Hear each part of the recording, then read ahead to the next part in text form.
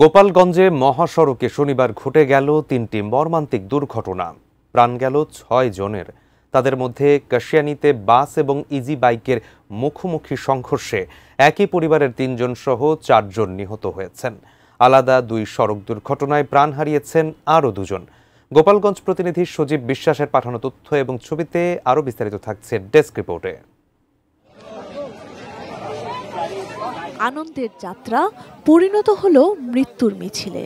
মাদারীপুরের মোতালেব পাইক তার স্ত্রী, কন্যা ও নাতিকে নিয়ে যাচ্ছিলেন গোপালগঞ্জে আরেক নাতির বিয়ের অনুষ্ঠানে, কিন্তু পৌঁছানোর আগেই ঘাতক বাস কেড়ে নিল তাদের জীবন।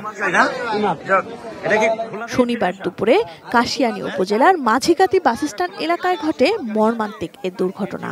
খুলনা থেকে আসা ইমাদ পরিবহনের যাত্রীবাহী বাসের সঙ্গে মুখোমুখি ধাক্কা হয় মোতালেব পাইকের পরিবারকে বহনকারী ব্যাটারি চালিত ইজি বাইকের। ঘটনাস্থলেই প্রাণ হারান মোতালেব পাইক ও তার স্ত্রী দেলোয়ারা বেগম।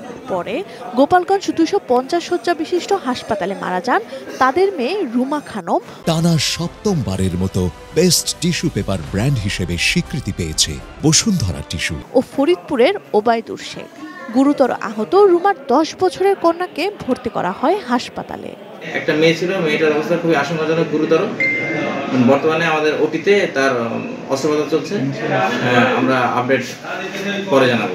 একই দিনে দুপুরে ঢাকা খুলনা মহাসড়কের মুকসুদপুর উপজেলার গেরাখোলা ব্রিজ এলাকায় প্রাইভেট কার ও অটোভ্যানের মুখোমুখি সংঘর্ষে গুরুতর আহত হন ভ্যান চালক খোকন শেখ। মুকসুদপুর স্বাস্থ্য কমপ্লেক্সে নেয়ার পর চিকিৎসক তাকে মৃত ঘোষণা করেন। অপরদিকে বিকেলে একই মহাসড়কের সদর উপজেলার ডুমদিয়া এলাকায় যাত্রীবাহী একটি বাসের ধাক্কায় প্রাণ হারান পথচারী Tito Gazi. Sanjita Sylvia, desk report, ATN news.